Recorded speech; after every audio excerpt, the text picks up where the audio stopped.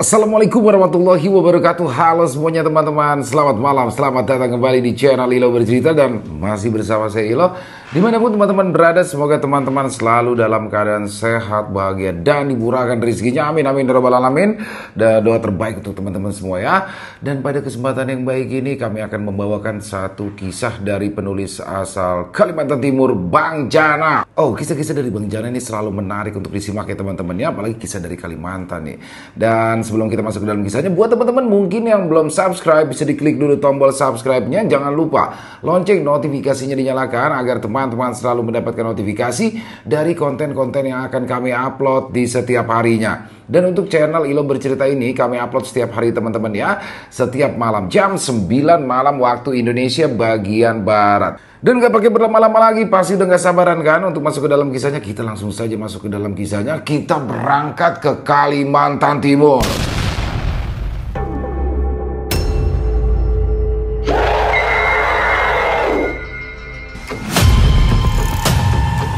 Kenangan terakhir di jembatan Mahakam.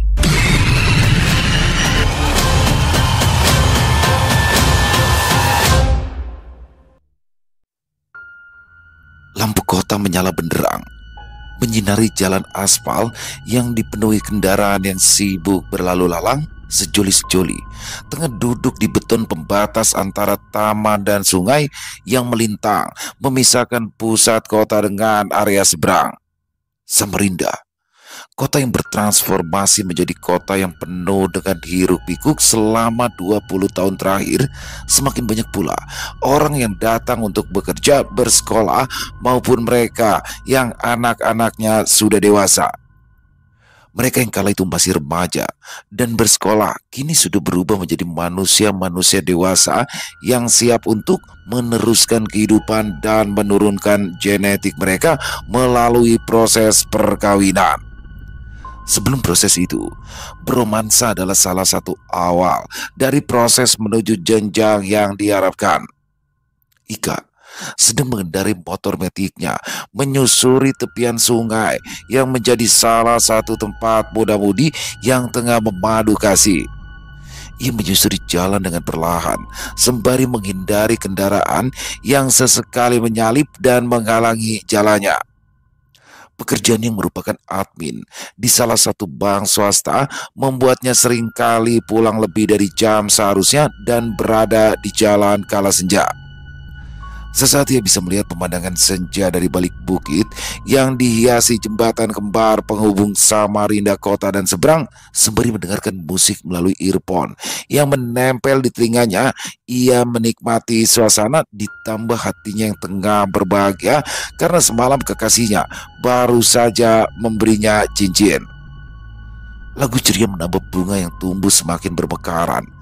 Kehidupan dewasanya kini menuju babak baru yang pada akhirnya ia berharap akan berujung di pesta pernikahan dan membangun keluarga. Ia berbelok ke arah jalan kecil yang hanya bisa dilewati satu mobil, lalu lalang kendaraan membuatnya harus melambat terutama saat ada mobil yang berpapasan. Menjelang pukul 7, ia berbelok memasuki rumah berpagar putih dari besi dengan pola wajik. Assalamualaikum, serunya sesaat setelah membuka pintu yang terkunci. Ia tetap mengucap salam meski ia tahu di rumahnya tak ada seorang pun. Ya, dia tinggal sendirian. Sesekali sepupunya mampir untuk sekedar menginap saat akhir pekan. Orang tua Ika berada di kota sebelah yang berjarak 2 jam perjalanan dari Samarinda. Ayahnya yang bekerja di perusahaan tambang mengharuskannya menetap di kota lain dan membiarkan anak gadisnya yang sudah dewasa itu tinggal di Samarinda. Meski dalam kondisinya yang selalu sendiri, namun kini ia benar-benar merasa bahagia. Hatinya masih terasa hangat karena apa yang ia dapatkan semalam. Di tempat lain, Randi duduk sembari merokok, sembari menyesap kopi yang tak lagi panas. Berbeda dengan Ika yang masih berbunga-bunga, Randi justru terlihat datar. Meski semalam senyum manis dan ucapan yang menghanyutkan ia berikan pada sang kekasih, namun tak ada yang berbeda padanya. Semua terasa datar, tak ada rasa hangat di dada. Karena masih ada sesuatu yang bergelayut dan berputar di dalam kepalanya, ia menyimpan sesuatu yang tak bisa ia ungkapkan pada kekasihnya itu. Layaknya kebanyakan pria yang tak bisa sepenuhnya terbuka pada orang lain, begitu juga Randi. Setiap isapan dan hembusan rokoknya seakan mengatakan sesuatu yang tak berwujud. Hubungan asmara Randi dan Ika memang sudah berjalan lama, 5 tahun. Bukan waktu yang sebentar untuk dua insan yang mencoba menyatukan diri. Keduanya memang berpacaran sejak tahun terakhir masa sekolah. Keluarga Ika juga sudah kenal dengan Randi, bahkan sejak awal hubungan mereka, namun tidak sebaliknya. Sejak remaja, Randi tak ingin mengajak dan memperkenalkan Ika menemui keluarganya karena ia dilarang untuk berasmara jika belum benar-benar mapan. Lebih baik ia menyembunyikan hubungannya daripada ia harus kehilangan gadis yang sudah menemaninya sejak remaja. Problematika di keluarganya membuat semakin tak ingin mengungkapkan apa yang ada di kepalanya. Bagaimanapun Ika memancingnya untuk berbicara, namun tetap menyimpan semuanya di dalam kepalanya. Tak ada yang bisa ia ucapkan pada kekasihnya itu, karena tentu akan menjadi masalah dan beban baru. Ika mungkin saja bisa menerima keadaan yang tengah dihadapi sembari menunggu momen, namun tidak bagi Randi. Dunia tengah diisi oleh dua perasaan. Keheningan menyelimuti dua insan di tempat yang berbeda. Satu merindu, satu lagi sendu, apapun itu. Pada akhirnya, Randi harus terbuka pada Ika. Tak mungkin ia terus-menerus menyimpan isi kepalanya sendiri dan menjaga rahasia dari orang yang mengasihinya sejak dulu. Ia menatap layar ponselnya. Ia gulirkan pesan singkat dari orang tuanya. Semakin ia menggulirkan pesan, semakin ramai kepalanya. "Bapak mau kenalkan kamu sama keluarga jauh kita." Bunyi pesan itu seolah menambahkan rasa getir yang dirasakannya. Hidupnya mungkin terlihat baik-baik saja, tapi tidak di dalam kepala dan hatinya. Ia ingin sekali melamar Ika dalam waktu dekat. Rasanya ia ingin memberontak dan berteriak sekencang-kencangnya, apalagi ia masih terus dicecar oleh orang tuanya saat di rumah. Lalu apa yang akan ia katakan pada Ika kala harus mengakhiri hubungan yang sudah bertahun-tahun mereka jalani? Randi menghisap dalam rokok dan mengembuskan asap itu kasar. Pilihannya hanyalah dua: memberontak dan tetap mempertahankan hubungan dengan resiko perpecahan hubungan keluarga, atau menurut dan mengakhiri hubungan dengan resiko akan menyakiti wanita yang ia kasihi.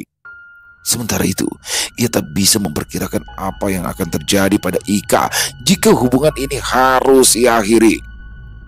Randi bangkit menuju dapur karena lehernya merasa tercekat. Kepalanya begitu penuh hingga nafasnya menjadi tak beraturan. Tenggorokannya butuh disegarkan dengan air dingin. Ia merasa begitu lelah, baik hati, jiwa maupun raga. Harapannya adalah ketika bangun nanti, ia bisa mendapatkan solusi yang tak apa. Setidaknya keesokan hari ia bisa memantapkan hati untuk mengambil keputusan. Semoga cincin yang tersemat di jari manisnya terus dipandang, terus disentuh, agar tetap berkilauan. Ika memang sebegitu bahagianya kala menerima cincin dari Randi, hingga ingin rasanya ia memamerkan benda kecil itu ke semua orang. Beberapa kali ia mengirimkan pesan singkat pada lelakinya itu, namun tak kunjung mendapat balasan. Jangankan balasan, dibaca pun tidak. Ia juga sudah berkali-kali menelpon, namun tak kunjung diangkat. Ika faham Randi tak mungkin berlaku demikian. Jika Randi tiba-tiba saja sulit dihubungi, sudah pasti lelaki itu sedang dalam kondisi tak mengenakan, terutama di dalam kepalanya. 5 tahun berpacaran ditambah masa pertemanan selama sekolah membuatnya paham bahwa Randi sedang menyimpan suatu beban yang belum ia ungkapkan. Ika menarik nafas dalam dan mengembuskan pelan agar detak jantungnya tak memburu. Ia berharap esok atau lusa Randi akan segera menghubunginya dan menceritakan apa masalah yang sedang menderanya. Ia masih terlalu berbahagia dan tak menyadari apa yang akan ia hadapi esok atau lusa. Sebuah keadaan yang mungkin saja akan mengubah hidupnya secara menyeluruh dan ia tak akan menyadari itu hingga saatnya benar-benar tiba. Ika, aku ingin bicara sesuatu. Nanti sepulang kerja, bisa bertemu di kafe dekat jembatan Mahakam? Tanya Randi melalui pesan singkat setelah 3 hari ia tak membalas pesan dan juga telepon dari Ika. Kok sepertinya penting? Ada apa? Balas Ika sambil mengerjitkan dahinya kala melihat pesan dari sang kekasih. Nanti saja, kalau sudah bertemu, jawab Randi. Kemudian ia mematikan rokok di sela jarinya karena waktu makan siang sudah habis.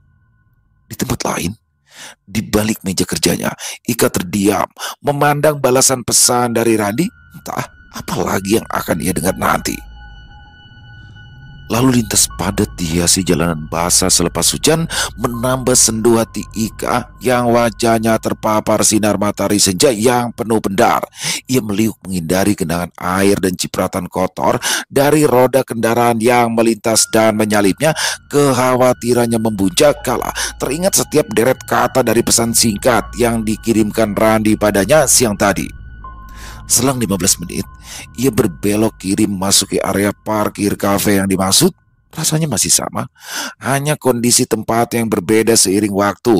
Di kafe ini pula, ia menerima pernyataan cinta Randi sembari diiringi gemuruh metalcore yang ditampilkan band lokal. Ya, Randi menyatakan cintanya sambil menonton sebuah gig metal. Ika memarkirkan motornya, kemudian berjalan menuju kasir untuk memesan secangkir kopi. Sambil membawa nomor, ia berjalan menuju meja yang biasanya ia tempati bersama Randi.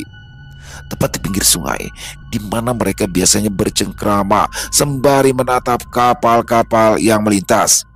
Sudah lama, maaf ya, aku telat. Randi baru tiba dengan kemeja yang digulung hingga lengannya. Baru aja sih. Ini kopinya baru nyampe, jawab Ika mencoba menatap lekat dan membaca air muka Randi. Randi duduk tanpa memesan sesuatu. Wajahnya terlihat bingung dan cemas. Ika yang sedari tadi menunggu sudah bisa membaca air muka kekasihnya itu dalam kepalanya. Ia tak siap karena ia sudah yakin akan mendengar kabar tak mengenakan. Namun hatinya memaksa untuk terus berharap dan menafikan kemungkinan terburuk yang bisa saja menyapa hubungannya. Kamu kenapa? Kok kayaknya stres gitu? Tanya Ika lagi. Ia memang tak sabar untuk mendengar alasan Randi mengacukannya beberapa hari ini. Aku bingung. Awalnya aku kira keadaan bakal jadi lebih baik, tapi ternyata malah jadi makin buruk, jawabnya sambil berusaha menjembatani kalimat yang akan keluar dari mulutnya. Aku ndak mau ini jadi panjang, jadi makin berlarut. Tapi ini, lanjut sambil memperlihatkan pesan singkat yang beberapa malam lalu dikirim oleh ayahnya. Sebuah kalimat yang secara tersirat sudah bisa dipastikan maksudnya. Ika mengerjitkan dahi, matanya terasa panas, wajahnya mendadak bias. Setelah sekian lama akhirnya ia mengerti mengapa Randi tak kunjung memperkenalkan dirinya ke keluarganya, padahal hubungan mereka sudah 5 tahun lamanya. Kalimat perjodohan yang ia baca membuat hatinya seketika remuk. Setelah sekian lama, sekian banyak cobaan yang dialaminya dan pengorbanan yang mereka lakukan, tanpa berkata sedikit pun Ika meletakkan ponsel Randi di atas meja. Ia bingung dengan reaksi yang akan keluar jika ada kata yang terlontar dari mulutnya. Tanpa ia sadari, matanya sudah berair, pipinya mendadak basah meski sekuat tenaga ia menahan. Aku minta maaf.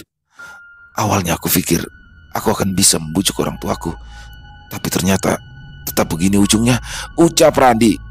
Ika tak berkata apapun. Toh ia tak akan bisa memperbaiki hubungan yang sudah mereka bina. Cincin yang beberapa waktu lalu diberikan padanya diletakkan di meja. Kemudian Ika pergi, meninggalkan Randi tanpa sepatah kata pun. Mendung yang tadi berada di atas langit kini berpindah ke hatinya. Pendar senjata lagi indah baginya. Yang tersisa hanya merah padam yang mulai pudar tertutup gelap. Sementara itu Randi Hanya bisa melihat punggung Ika berlalu dan menghilang tanpa bisa mencegah. Ia merasa berdosa. Ia bersalah karena tak mampu memperjuangkan hubungan mereka. Baru saja ia hendak beranjak dan menyusul Ika yang sudah meninggalkan area parkir, suara keras terdengar dari arah jembatan. Firasat Randi mendadak buruk. Pikirannya langsung tertuju pada Ika yang baru saja meninggalkannya dalam keadaan kecewa dan juga kalut. Motor digeber secepatnya menuju kerumunan yang terlihat di kejauhan. Dari jarak beberapa ratus meter, ia bisa melihat satu unit truk berukuran besar yang terguling. Randi berusaha mendekati kerumunan hingga usahanya terhenti karena kepadatan lalu lintas yang mendadak membeku. Motor diparkirkan di pinggir jalan. Randi melangkahkan kakinya dengan tergesa demi menenangkan pikirannya ketika melihat motor yang tergeletak. Jantungnya seperti hendak meledak dan keluar dari kantung perikardium yang melapisinya. Di antara riuh orang-orang yang berusaha membantu, terlihat motor skuter yang sangat ia kenali. Ya, itu adalah motor milik Ika. Ika! Randi berlari mendekati kerumunan sambil berteriak histeris, membuat orang-orang yang berkerumun mendadak membukakan jalan. Randi terduduk berlutut kala melihat darah yang bersimbah. Pakaian yang ia lihat benar-benar sama seperti yang Ika kenakan. Dia menyesal. Dia sangat menyesal. Perpisahan yang baru saja terucap ternyata menjadi kenangan terakhir bagi mereka. Doa dan tahlil dibacakan untuk Ika yang sudah lebih dulu berpulang. Randi berusaha untuk bisa hadir bahkan di setiap acara itu dihelat. Rasa bersalahnya membuatnya ingin terus memanjatkan doa untuk kekasihnya itu. Setiap kali ia melihat foto Ika, hatinya terasa hancur. Namun dalam kepiluan yang ia rasa, ia justru melihat sekelebat sosok Ika yang melintas di hadapannya. Tidak begitu jelas, tapi ia bisa mengenali gestur yang ditangkap oleh kedua matanya yang sebab seketika ia terkesiap. Kedua matanya yang berair menatap sekeliling untuk memastikan bayangan apa yang baru saja ia tangkap. Selepas acara, Randi menyalami keluarga Ika yang sudah sejak remaja mengenalnya.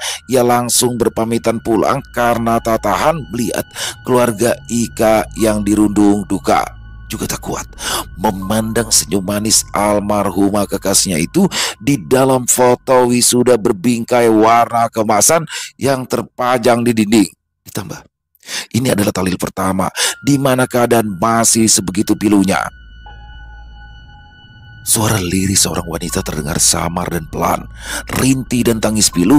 Randi yang belum bisa terpejam masih menatap langit-langit kamarnya.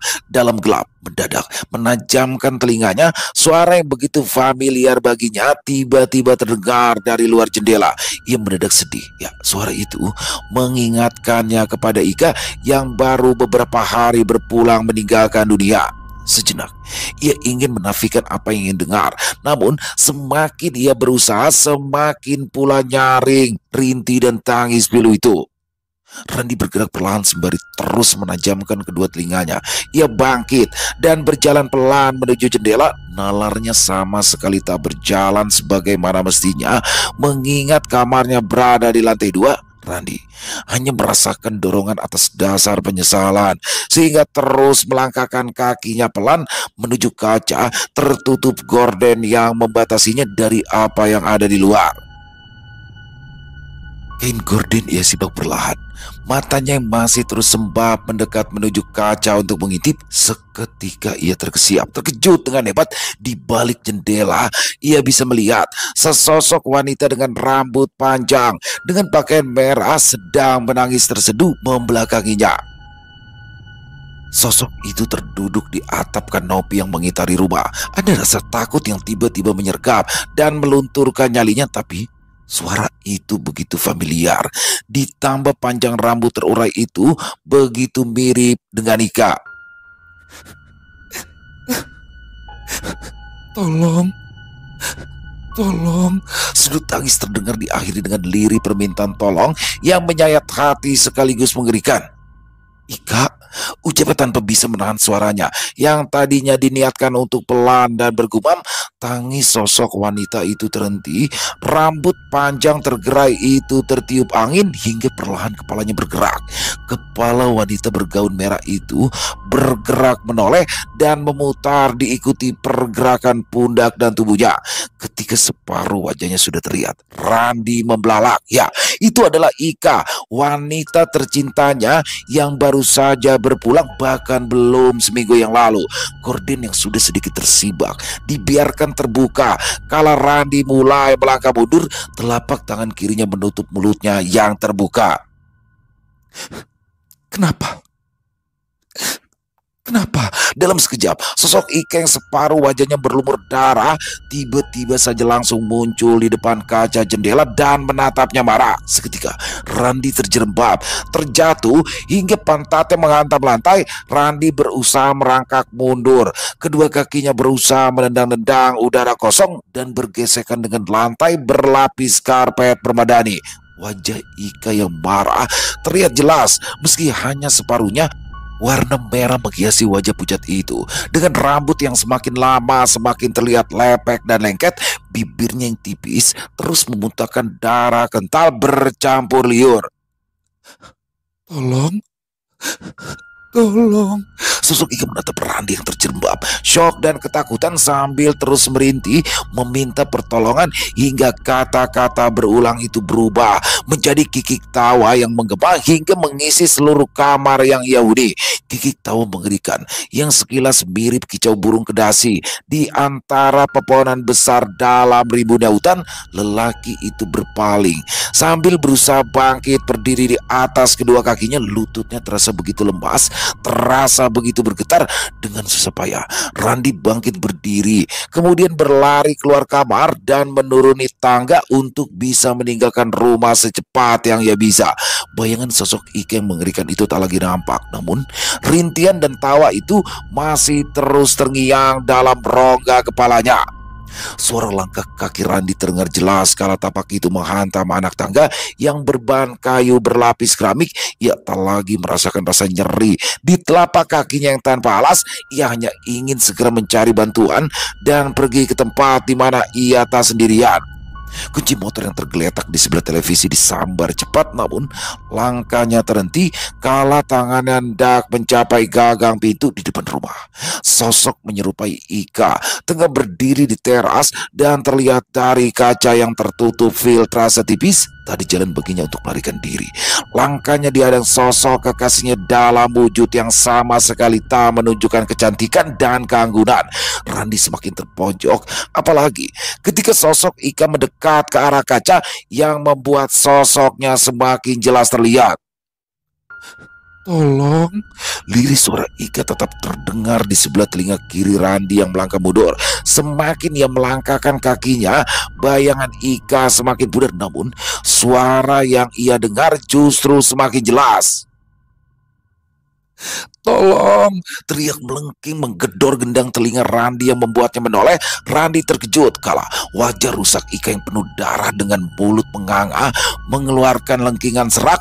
Aroma anyir, wangi bunga dan cairan mayat tercium menusuk hidungnya. Terkejut, Randi oleng dan jatuh hingga kepalanya menghantam sudut tajam meja ruang tamu berlapis kaca tebal. Ia limbung. Kesadarannya seketika hilang. Satu yang lekat di pandangannya adalah bayangan sosok Ika sebelum pada akhirnya kedua matanya tertutup tanpa rencana. Semuanya gelap. Pintu sudah ditutup, juga jendela-jendela yang seharian terbuka. Matahari sudah meredup dan siap digantikan gelap. Pohon mangga yang tumbuh besar di pekarangan membuat rumah itu menjadi semakin gelap kala hari semakin redup dan gelap. Sesosok wanita tengah berdiri di bawah pohon sembari menatap pintu di rumah yang tertutup. Air mukanya terlihat sedih dan pilu, namun tersirat rasa marah yang terpancar dari kedua manik matanya yang menghitam. Kekecewaan yang menjadi ingatan terakhir sebelum nyawanya tercerabut dari tubuh membuatnya menjadi sosok yang tak lagi sama seperti saat jantungnya masih berdetak. Namun Tanya marah yang membuatnya terus melayang. Seperti dedaunan yang jatuh tertiup angin yang memudar saat angin kencang yang membuat debu berterbangan menerpa wujudnya yang tak kasat mata.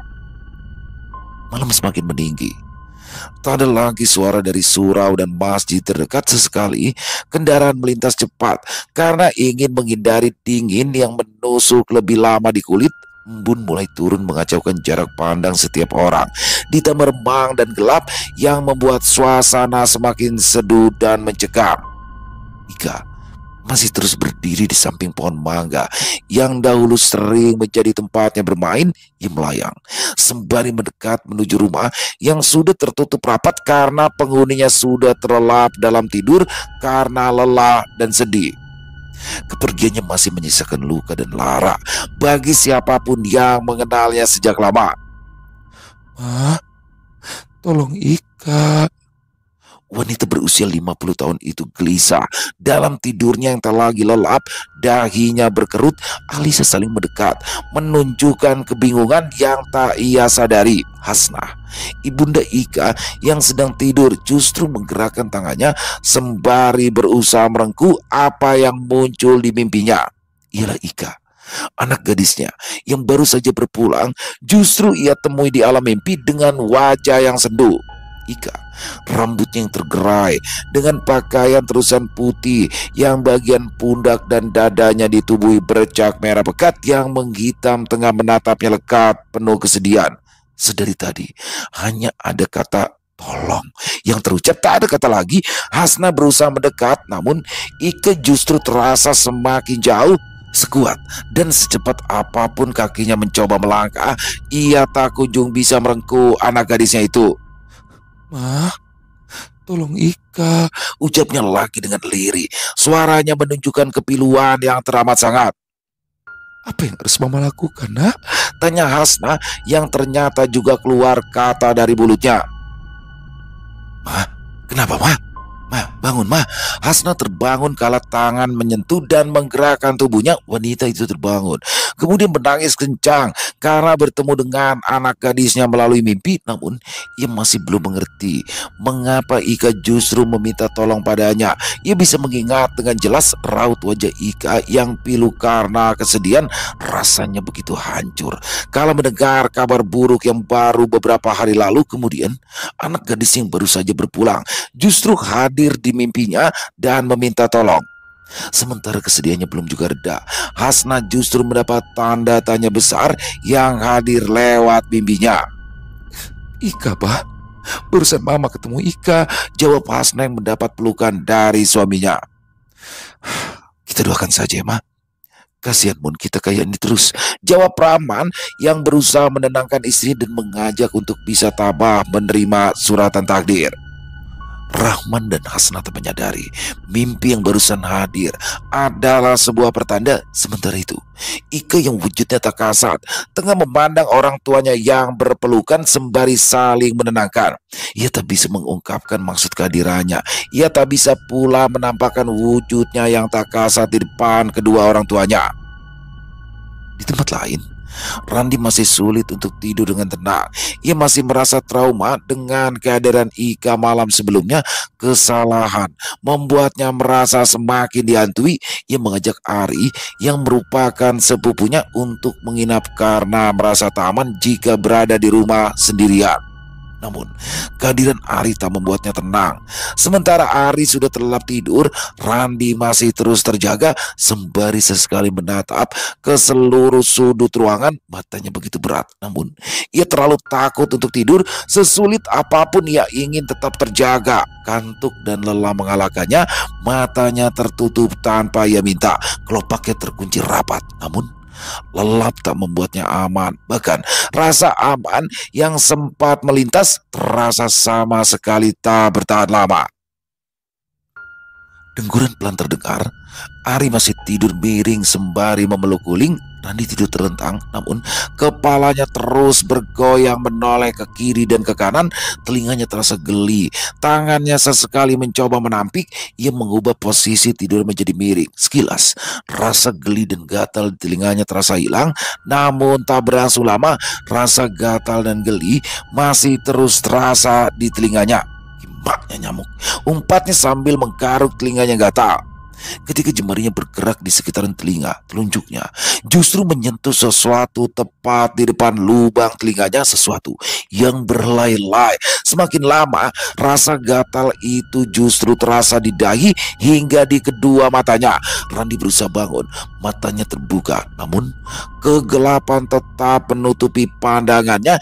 Ia berusaha menyentuh wajah dan menyingkirkan apapun yang menghalangi pandangannya. Ketika jemarinya mengusap, ia menyadari bahwa jari-jarinya menyentuh rambut, helai-helai rambut panjang yang sudah tentu bukan miliknya karena ia berambut cepak, rambut yang sudah tentu bukan pula milik Ari sepupunya.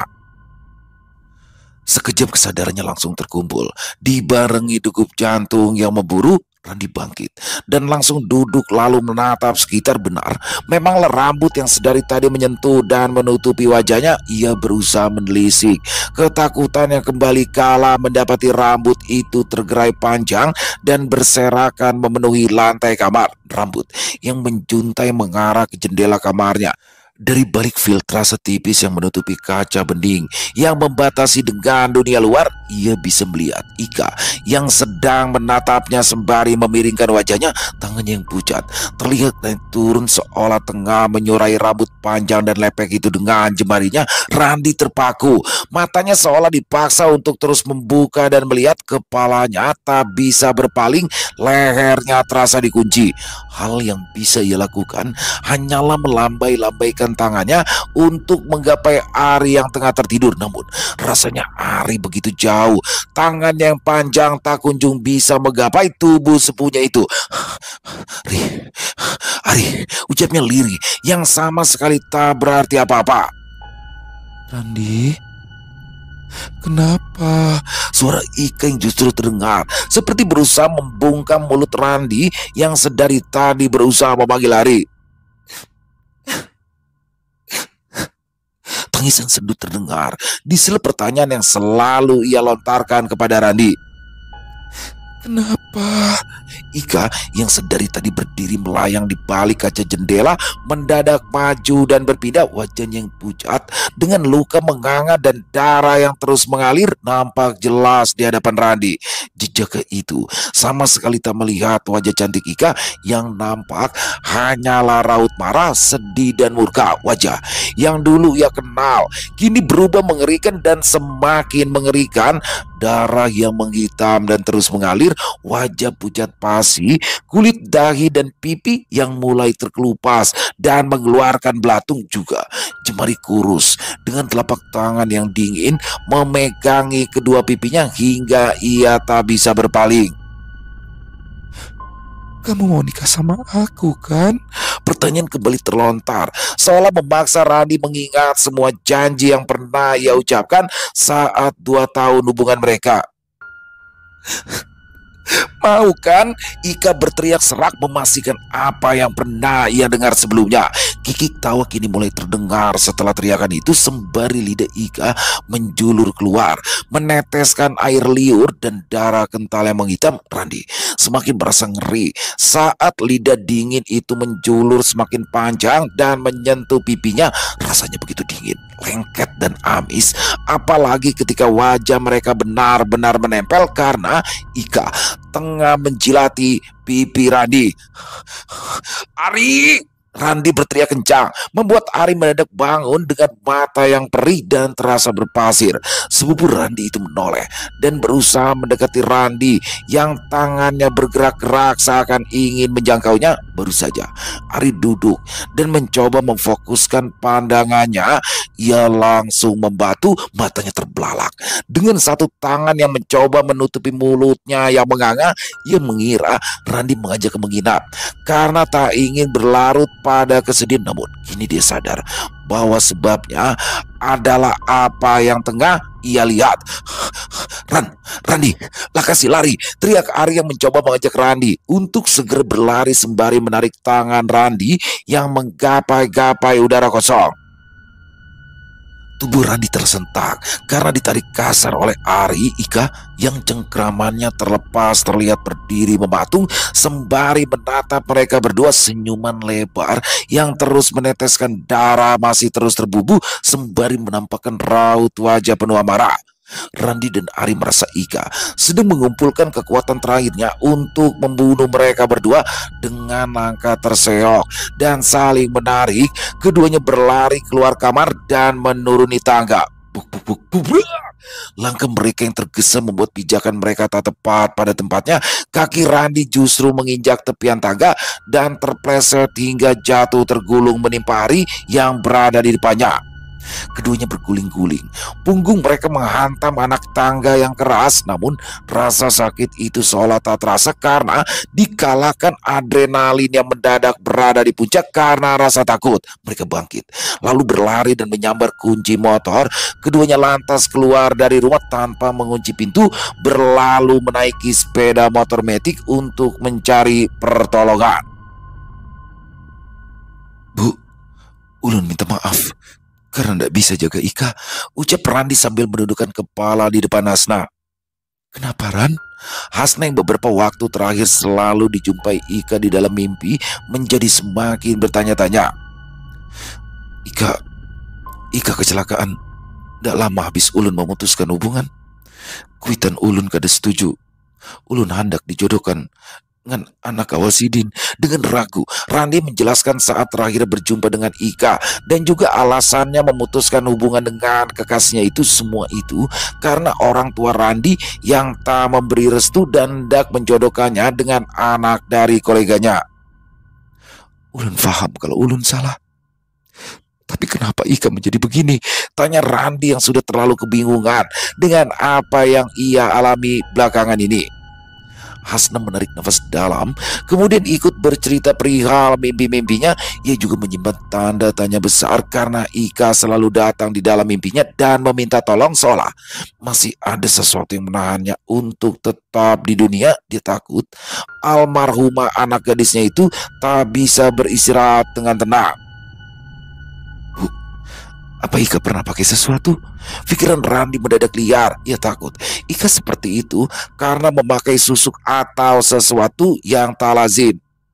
Kada pernah ia pakai yang aneh-aneh. Tapi Hasna sangat ingin menyangka, namun tiba-tiba ia teringat sesuatu. Tapi apa, Bu? Randi semakin bertanya-tanya. Jangan-jangan ada satu hal yang tidak disadari orang tua Ika sebelum mengebumikan anak gadis mereka. Astagfirullah, kawat gigi. Hasna tiba-tiba teringat bahwa Ika memakai kawat gigi di bagian dalam, yaitu di bagian geraham. Ia tak ingat pasal benda itu karena terlalu kalut dan terlarut dalam kesedihan. Ia lantas meraih ponsel dan menelpon suaminya untuk memastikan benda itu sudah dilepaskan dari jasad anak mereka sebelum dikebumikan. Rahman, ayah Ika, juga tidak menyadari bahwa mendiang putrinya itu memakai kawat gigi karena tak terlihat ketika bicara. Ia lantas menutup telepon dan menghubungi keluarga dan pihak terkait untuk membongkar makam Ika dan memastikan dugaan mereka. Dokter, polisi, keluarga juga pemuka agama memenuhi pemakaman tempat Ika dikebumikan. Tak ketinggalan Randi yang menatap dari kejauhan. Ia tak tega ketika melihat kain putih yang sudah lusuh dan berwarna coklat karena tanah itu diangkat untuk kemudian diperiksa. Hatinya terasa hancur. Rasanya begitu bersalah. Tubuhnya yang jangkung terlihat paling mencolok, ditambah ia mengenakan kacamata hitam untuk menutupi matanya yang sudah membajir. Jasad Ika dimasukkan ke tenda sementara yang didirikan agar tenaga kesehatan dapat memeriksa kondisinya. Aroma pembusukan sudah menguar, bercampur wangi bunga yang masih terus ditaburkan oleh teman-teman Ika yang berziarah.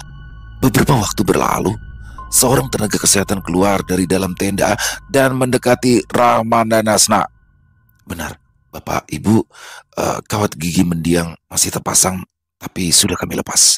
Semoga almarhumah dapat beristirahat dengan tenang dan diterima di sisi terbaiknya. Amin. Ucap lelaki itu, kemudian menganggukkan kepala dan berbalik menuju tenda. Jasad itu kembali dibungkus dan dikebumikan seperti sebelumnya. Doa dipanjatkan, dipimpin seorang lelaki tua yang mengenakan peci putih. Tangan ditengadakan sembari diselingi isak tangis. Besar harapan mereka, Ika bisa tenang dan berpulang ke pangkuan Sang Pencipta. Semua orang menangkupkan tangan dan mengusapkan di wajah, dibarengi ucapan amin, menandakan doa mereka sudah selesai dan bisa meninggalkan area pemakaman. Satu orang lain sudah membalikan badan dan melangkah pergi. Tersisa Randi yang masih berdiri, menatap nisan bertuliskan nama Ika beserta tanggal kepergiannya. Air matanya jatuh. Ia melangkah mendekat dan berlutut. Celana hitamnya kotor dengan tanah. Tangisnya pecah seraya meminta maaf dan ampun karena kenangan terakhir yang ia berikan justru bukan sesuatu yang menyenangkan. Randi berdiri, membalikan badan sembari melangkah menjauh. Meski sesekali ia masih menoleh menatap nisan itu sekilas, semua sudah selesai. Namun tidak bagi Randi. Rasa bersalahnya membuat ia tak lagi mau mengisi kekosongan itu dengan orang lain. Ia tetap memelihara rasa bersalah dan penyesalan itu. Kala tidurnya, ia berharap Ika datang kembali ke mimpinya agar bisa ia rengkuh. Selesai, wow, luar biasa kisah dari Bang Jana. Ini kisahnya menyentuh banget. Saya sedih loh teman-teman loh, terharu lah ya pasti. Bagaimana hubungan Ika dan Randi yang sudah dijalin selama 5 tahun. Bahkan di akhir hayatnya Ika, dia baru saja menerima cincin pemberian dari Randi. Yang mana, cewek gitu ya. Semuanya sih cowok juga. Apabila kita diberikan sesuatu yang berharga oleh pasangan kita tuh kayak pengen dipamerin ke semua orang tuh. Aduh. Tapi ternyata setelah pemberian cincin itu, Randi mendapat pesan dari orang tuanya bahwa dia akan dijodohkan dengan orang lain.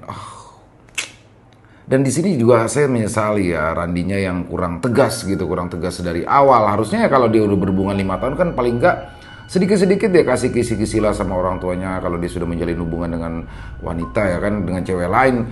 Yang mana untuk upaya meluluhkan, dan itu kan tugasnya Ika juga nantinya, main ke sana mencoba meluluhkan hati. Tapi di sini dia tidak membuka jalan itu, sehingga setelah 5 tahun berjalan dan Ika berharap untuk dinikahi, di situ dipeng putus. Siapa yang nggak sakit?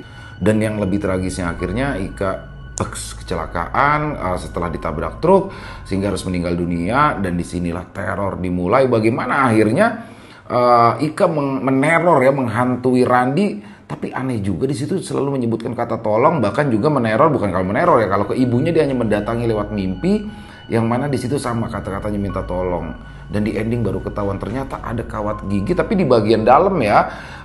Kalau di bagian depan kan behel, semua orang pasti tahu loh. Tapi ini di bagian dalam, dan itu hanya keluarganya aja yang tahu. Dan itu baru disadari, aduh sangat ini banget ya.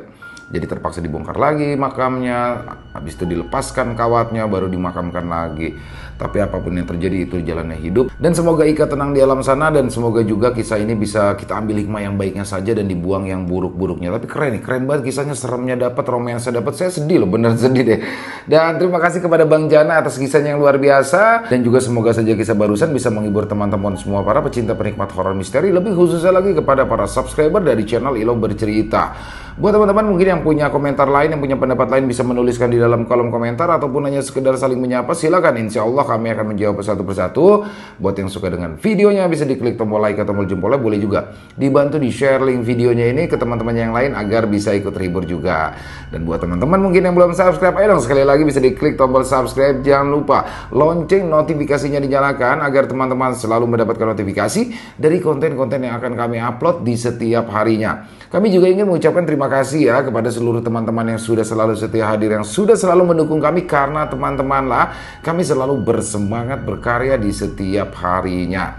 Dan buat teman-teman mungkin yang punya kisah horor misteri ya, yang diangkat dari kisah nyata yang berdasarkan pengalaman pribadi, apabila mungkin berkenan dibawakan di channel kami, silakan bisa mengirimkannya ke nomor telepon kami yang ada di sini, dan bebas ya Boleh dalam bentuk tulisan, boleh dalam bentuk rekaman suara, boleh senyamannya teman-teman aja pokoknya.